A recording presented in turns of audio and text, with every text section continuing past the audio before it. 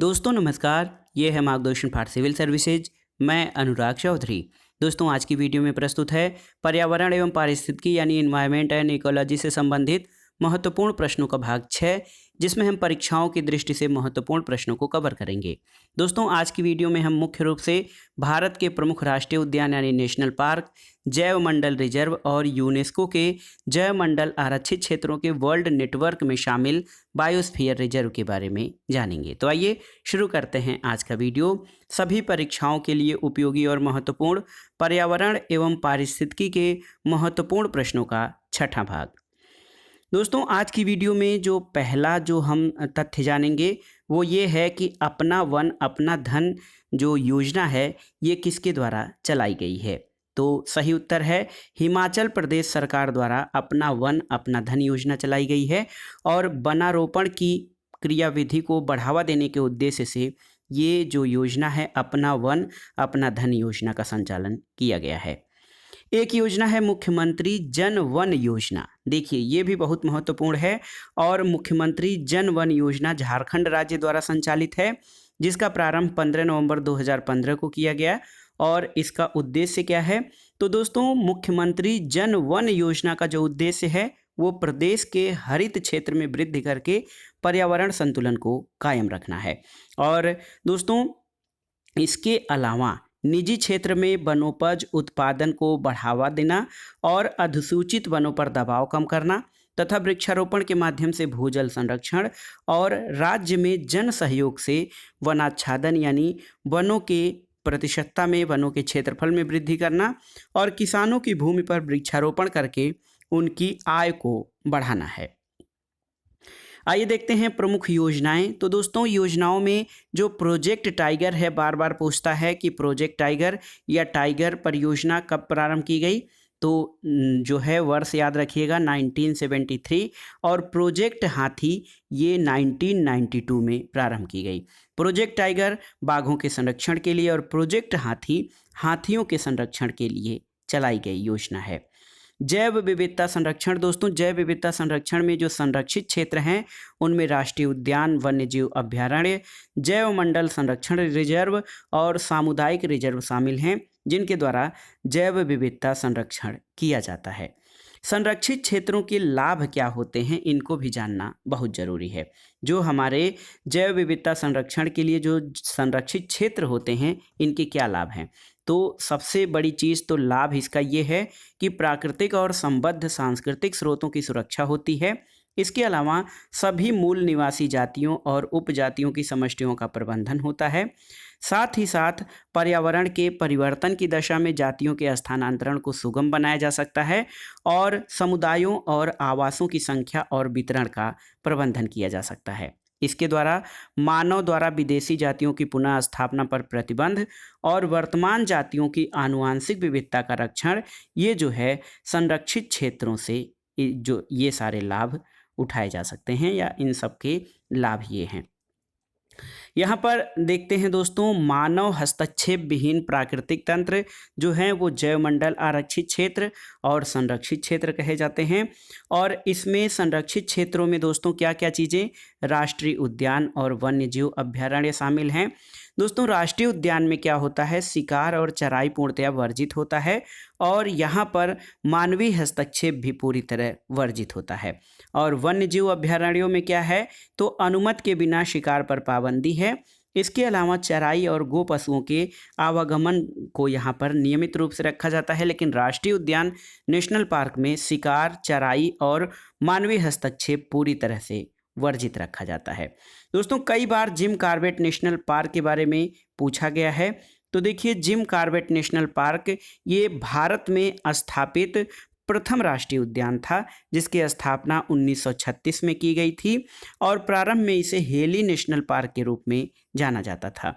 Jim Corbett national park Nainital जिला उत्तराखंड राज्य में स्थित है और वर्ष 1973 में सबसे पहले प्रोजेक्ट टाइगर की शुरुआत जिम कॉर्बेट नेशनल पार्क से हुई थी। तो जिम कॉर्बेट नेशनल पार्क इसकी स्थापना 1936 में हेली नेशनल पार्क के रूप में की गई थी। ये भारत का प्रथम राष्ट्रीय उद्यान था और 1973 में प्रोजेक्ट टाइगर की शुरुआत जिम कॉर्बेट नेशनल पार्क से हुई थी। दोस्तों केवलादेव राष्ट्रीय उद्यान के बारे में आप जानते हैं, बार बार प्रश्न पूछा जाता है। ये भरतपुर राजस्थान में स्थित है और केवलादेव राष्ट्रीय उद्यान जो है 1982 में इसको राष्ट्रीय उद्यान यानी नेशनल पार्क का दर्जा दिया गया। ये भरतपुर राजस्थान में स्थित है और 1985 में विश्व प्राकृतिक धरोहर सूची में यूनेस्को के द्वारा केवलादेव राष्ट्रीय उद्यान को शामिल किया गया है। यहाँ पर देखिए दोस्तों, एक वृत्त चित्र के माध्यम से, जो वृत्त चित्र है इसके माध्यम से विभिन्न राष्ट्रीय उद्यान और उनसे संबंधित राज्यों को यहाँ पे दर्शाया गया है ताकि आप आसानी से इसको समझ सकें। देखिए, बांदीपुर राष्ट्रीय उद्यान ये आपका कर्नाटक में स्थित है। Pin Valley National Park Himachal Pradesh में है। इसके अलावा सरिस्का और रणथंभौर राजस्थान में स्थित हैं। सलीम अली नेशनल पार्क जम्मू कश्मीर राज्य में, इंद्रावती नेशनल पार्क छत्तीसगढ़ में, बांधवगढ़ मध्य प्रदेश में, राजाजी नेशनल पार्क उत्तराखंड में और महान हिमालय या ग्रेट हिमालयन नेशनल पार्क ये आपका हिमाचल प्रदेश में स्थित है। दोस्तों यहाँ पर देखिए, एक जो है राष्ट्रीय उद्यानों से संबंधित राज्यों को दर्शाया गया है। मन्नार की खाड़ी जो नेशनल पार्क है ये सागरी राष्ट्रीय उद्यान है जो कि तमिलनाडु राज्य में स्थित है। नामदफा अरुणाचल प्रदेश में, बुक्सा नेशनल पार्क पश्चिम बंगाल में, नागरहोल जो है ये कर्नाटक में और नागरहोल नेशनल पार्क का नाम राजीव गांधी नेशनल पार्क है। बेतला नेशनल पार्क आपका झारखंड में है और गिर राष्ट्रीय उद्यान ये सिंहों के लिए, एशियाई सिंहों के लिए प्रसिद्ध है जो कि गुजरात में स्थित है। इसके अलावा देखिए, यहाँ पर यूपी स्पेशल या उत्तर प्रदेश जीके में ये प्रश्न बार बार पूछे गए हैं। नवाबगंज पश्चिम बिहार कहाँ पर है? उन्नाव जिले में है। ओखला गौतम बुद्ध नगर में, समसपुर पश्चिम बिहार रायबरेली जिले में और पार्वती अर्गा गोंडा यानी जयप्रकाश नगर में स्थित है। तो ये यूपी स्पेशल के लिए भी ये महत्वपूर्ण है और अधिकतर ये प्रश्न मिलान के लिए पूछे जाते हैं। दोस्तों यहाँ पर देखिए, दुधवा नेशनल पार्क के बारे में जानते हैं। दुधवा नेशनल पार्क ये वर्तमान में दोस्तों लखीमपुर खीरी उत्तर प्रदेश में स्थित है और लखीमपुर खीरी उत्तर प्रदेश का सबसे बड़ा जिला भी है क्षेत्रफल के आधार पर। दोस्तों दुधवा नेशनल पार्क 1984 में स्थापित किया गया था और यहाँ प्रथम गैंडा पुनर्वास योजना प्रारंभ की गई थी और वर्तमान में द्वितीय गैंडा पुनर्वास योजना का कार्यान्वयन भी दुधवा नेशनल पार्क लखीमपुर खीरी में किया जा रहा है। कुछ महत्वपूर्ण तथ्यों को देख लेते हैं। दोस्तों 1981 में स्थापित दाचीगाम राष्ट्रीय उद्यान कहाँ पर है? तो ये जम्मू कश्मीर राज्य में है। सफ़ेद बाघों के लिए प्रसिद्ध राष्ट्रीय उद्यान क्या है? बांधवगढ़ राष्ट्रीय उद्यान है। संयुक्त राज्य अमेरिका का प्रथम राष्ट्रीय पार्क क्या है? येलो स्टोन नेशनल पार्क है। नोक्रेक जैवमंडल कहाँ पर स्थापित किया गया है? ये मेघालय राज्य में है, याद कर लीजिए, नोक्रेक मेघालय राज्य में।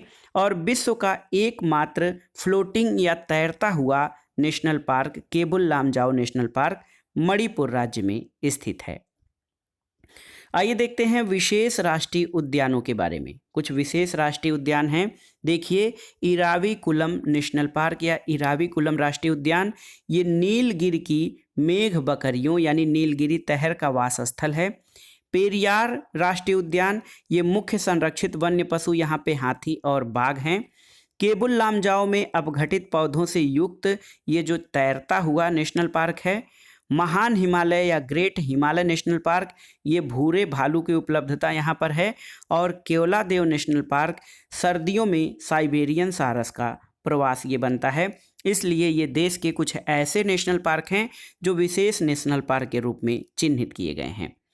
अगला है दोस्तों, ग्रेट इंडियन हॉर्नबिल का प्राकृतिक आवास कहाँ पर है? तो ये पश्चिमी घाट में है।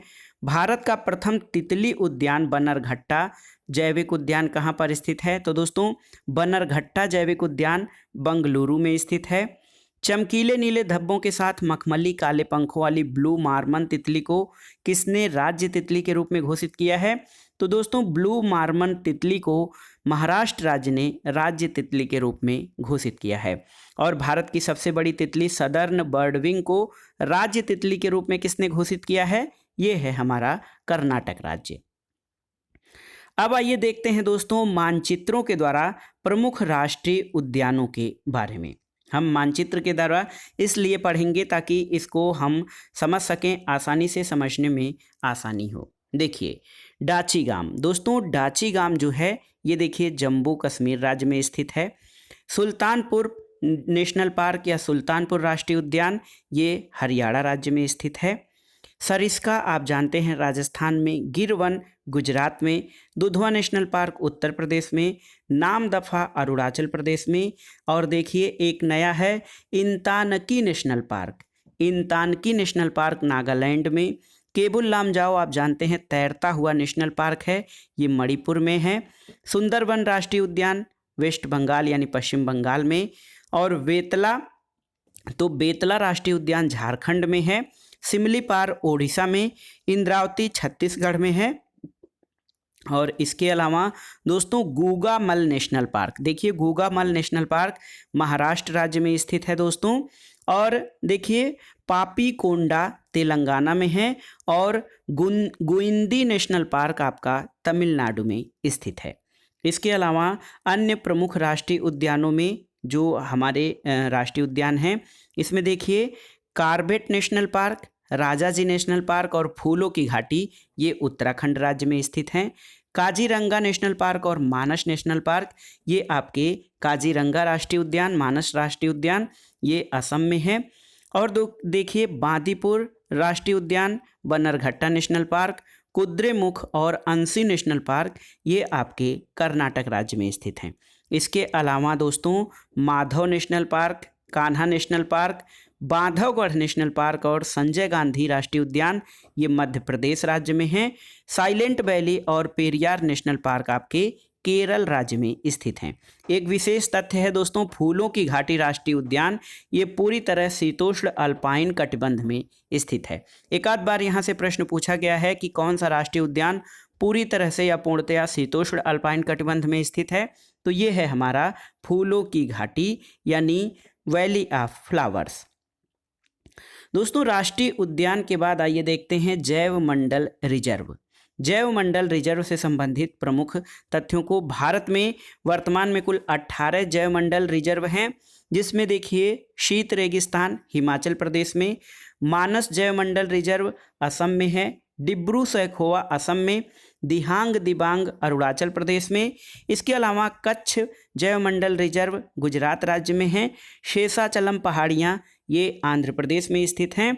और इसके अलावा जो पन्ना जैव मंडल रिजर्व है आपका मध्य प्रदेश में है, पंचमढ़ी मध्य प्रदेश में, नंदा देवी बायोस्फीयर रिजर्व उत्तराखंड में, कंचनजंगा जैव मंडल रिजर्व सिक्किम में स्थित है, और नोकरेक आपका मेघालय राज्य में, सुंदरबन जैव मंडल रिजर्व पश्चिम बंगाल में, सिमलीपाल ओडिशा में। दोस्तों अचानकमार अमरकंटक जैव मंडल रिजर्व ये छत्तीसगढ़ और मध्य प्रदेश में फैला हुआ है। इसके अलावा देखिए नीलगिरी जैव मंडल रिजर्व ये केरल, तमिलनाडु और कर्नाटक राज्यों में है। अगस्तमलाई जैव मंडल रिजर्व ये केरल और तमिलनाडु राज्यों में फैला हुआ है। मन्नार की खाड़ी बायोस्फीयर रिजर्व ये दोस्तों तमिलनाडु राज्य में स्थित है। तो ये हमने 18 जैव मंडल रिजर्वों की सूची देख ली। दोस्तों यूनेस्को द्वारा जैव मंडल आरक्षित क्षेत्रों के विश्व संजाल में शामिल MAB कार्यक्रम यानी man and biodiversity man and biosphere कार्यक्रम में कुल 12 भारतीय जैव मंडल रिजर्व शामिल हैं। इसमें दोस्तों ये ग्रेट निकोबार अंडमान निकोबार द्वीप समूह में स्थित है। ये हमारा 18वां जो है भारतीय जैव मंडल रिजर्व है। तो दोस्तों इन 18 में से 12 भारतीय जैव मंडल रिजर्व यूनेस्को द्वारा जैव मंडल आरक्षित क्षेत्रों के विश्व संजाल में शामिल हैं। अगर जो यूनेस्को द्वारा जो जैव मंडल रिजर्व हैं इसके उसको अगर जो हम बात करें तो यहाँ पर देखिए यूनेस्को के जो विश्व संजाल में या विश्व वर्ल्ड नेटवर्क में शामिल हैं उसमें नंदा देवी उत्तराखंड, कंचनजंगा सिक्किम, नोकरेक मेघालय, पन्ना मध्य प्रदेश, पंचमढ़ी मध्य प्रदेश, अचानकमार अमरकंटक छत्तीसगढ़, सुंदरवन पश्चिम बंगाल, सिमलीपाल ओडिशा, नीलगिरी केरल कर्नाटक और तमिलनाडु, अगस्तमलाई केरल, मन्नार की खाड़ी तमिलनाडु और ग्रेट निकोबार बायोस्फीयर रिजर्व ये अंडमान और निकोबार द्वीप समूह में स्थित है। और कुल 12 जो भारतीय जैवमंडल रिजर्व हैं यूनेस्को के जैवमंडल आरक्षित क्षेत्रों के विश्व संजाल में मैन एंड बायोस्फीयर कार्यक्रम में 12 जो हैं हमारे जैवमंडल रिजर्व शामिल हैं। अब आइए देखते हैं दोस्तों जैवमंडल आरक्षित क्षेत्र के प्रमुख कार्य क्या हैं। तो पहला नंबर तो ये है कि इसके द्वारा पारितंत्रों, जातियों और आनुवंशिक स्रोतों का संरक्षण किया जाता है। साथ ही साथ संसाधनों के पारंपरिक उपयोग को प्रोत्साहन दिया जाता है। इसके अलावा वैज्ञानिक शोध, बोधन शिक्षा यानी समझ तथा राष्ट्रीय और अंतर्राष्ट्रीय मुद्दों से संबंधित सूचनाओं का आदान प्रदान किया जाता है। और जैवमंडल आरक्षित क्षेत्र के सामाजिक, आर्थिक, पारिस्थितिकी दृष्टि से निर्वहनीय आर्थिक विकास के उन्नयन किया जा सकता है। तो आपने देख लिया जैवमंडल आरक्षित क्षेत्र के प्रमुख कार्य क्या हैं। इसके अलावा दोस्तों यूनेस्को के मैब यानी मैन एंड बायोस्फीयर कार्यक्रम में सूचीबद्ध भारतीय जैवमंडल रिजर्व कौन कौन से हैं इनको हमने जान तो लिया है, लेकिन एक बार ये सूची फिर से दी गई है। तो संख्या कितनी है आप जानते हैं, 12 जो जैवमंडल रिजर्व हैं हमारे ये यूनेस्को के मैन एंड बायोस्फीयर प्रोग्राम में सूचीबद्ध हैं, जिसमें नीलगिरी, नंदा देवी, सुंदरबन, सिमलीपाल, अचानकमार अमरकंटक, ग्रेट निकोबार, मन्नार की खाड़ी, नोकरेक, पंचमढ़ी, अगस्तमलाई, कंचनजंगा और पन्ना बायोस्फीयर रिजर्व ये यूनेस्को के मैन एंड बायोस्फीयर कार्यक्रम में जो शामिल भारतीय जैवमंडल रिजर्व हैं। कुछ महत्वपूर्ण तथ्यों को देखते हैं दोस्तों। भारत सरकार द्वारा अब तक स्थापित जैवमंडल आरक्षित क्षेत्रों की संख्या कितनी है, तो ये है 18। यूनेस्को के विश्व संजाल में या विश्व नेटवर्क में शामिल भारत के जैवमंडल आरक्षित क्षेत्रों की संख्या कितनी है, तो ये 12 है। यूनेस्को द्वारा प्रमाणित भारत की बृहत्तम या क्षेत्रफल की दृष्टि से जो सबसे बड़ा जैवमंडलीय आरक्षित क्षेत्र कौन सा है, ये है मन्नार की खाड़ी, जो कि 10,500 वर्ग किलोमीटर में फैला हुआ है। और क्षेत्रफल की दृष्टि से भारत का सबसे बड़ा जैवमंडलीय निधि क्या है, तो ये कच्छ का रण है दोस्तों। ये गुजरात में स्थित है 12,454 वर्ग किलोमीटर में। लेकिन यूनेस्को द्वारा प्रमाणित सबसे बड़ा जैवमंडलीय निधि मन्नार की खाड़ी है। मैब दोस्तों, मैब जो है यूनेस्को का एक कार्यक्रम है, मैन एंड बायोस्फीयर प्रोग्राम। इसका आरंभ कब हुआ था, 1971 में, और यूनेस्को का अंतर सरकारी वैज्ञानिक कार्यक्रम है और इसका नाम आप जान रहे हैं मैन एंड बायोस्फीयर प्रोग्राम है। इसका उद्देश्य क्या है, लोगों और उनके पर्यावरण के मध्य संबंधों में सुधार के लिए वैज्ञानिक आधार की स्थापना करना। अब आइए देखते हैं वन्य जीव अभ्यारण्य से संबंधित महत्वपूर्ण राज्यों को। तो यहाँ पर देखिए दोस्तों, दाचीगाम वन्यजीव अभ्यारण्य जम्मू कश्मीर में स्थित है, अस्कोट वन्यजीव अभ्यारण्य उत्तराखंड में, चंद्रप्रभा वन्यजीव अभ्यारण्य उत्तर प्रदेश में, भीम बांध बिहार में, नोकरेक वन्यजीव अभ्यारण्य मेघालय में, पाखल तेलंगाना में। इसके अलावा दोस्तों बोडला और कोटी गांव आपका गोवा में, और मुंकाबिका वन्यजीव अभ्यारण्य कर्नाटक राज्य में स्थित है। अगस्तमलाई केरल और तमिलनाडु राज्य में भी स्थित है। इसके अलावा जो अन्य वन्यजीव अभ्यारण्य हैं जो है, इसमें देखिए जयसमंद, नाहरगढ़ और सरिस्का वन्यजीव अभ्यारण्य राजस्थान में स्थित हैं। दिहांग, दिबांग और नामदफा तथा पाखुई ये हमारे अरुणाचल प्रदेश में स्थित हैं। देखिए असम में जो वन्यजीव अभ्यारण्य हैं उसमें गर्म पानी, मानस, काजीरंगा और ओरांग हैं। इसके अलावा दोस्तों यहाँ पर देखिए यहाँ पर डालमा, महुआ डार ये कहाँ पर स्थित हैं, तो डालमा और महुआ डार ये आपके दोस्तों झारखंड राज्य में स्थित हैं। और ऊषा कोठी और सिमलीपाल वन्यजीव अभ्यारण्य उड़ीसा में स्थित है। कांगेर घाटी दोस्तों, कांगेर घाटी और गोमर्दा वन्यजीव अभ्यारण्य ये छत्तीसगढ़ राज्य में स्थित हैं। इसके अलावा पेरियार और नैयर वन्यजीव अभ्यारण्य केरल राज्य में स्थित हैं। तो दोस्तों ये था आज का वीडियो पर्यावरण और पारिस्थितिकी से संबंधित महत्वपूर्ण प्रश्नों का या महत्वपूर्ण विविध प्रकार के मिक्स प्रश्नों का संकलन, जो आपके आगामी परीक्षाओं के लिए बहुत ही उपयोगी तथा महत्वपूर्ण है। आप इन प्रश्नों को तैयार कर लीजिएगा। और कोई अन्य प्रश्न हो यहाँ से राष्ट्रीय उद्यान, वन्यजीव अभ्यारण्य और यूनेस्को के जो वैश्विक नेटवर्क संजाल है उससे सूची से संबंधित कोई अन्य प्रश्न भी अगर जो आपके मन में आ रहा हो तो हमें कमेंट बॉक्स में ज़रूर बताइएगा। वीडियो को लाइक करें, शेयर करें और इस चैनल मार्गदर्शन फॉर सिविल सर्विसेज को सब्सक्राइब करें। वीडियो देखने के लिए धन्यवाद दोस्तों। नमस्कार।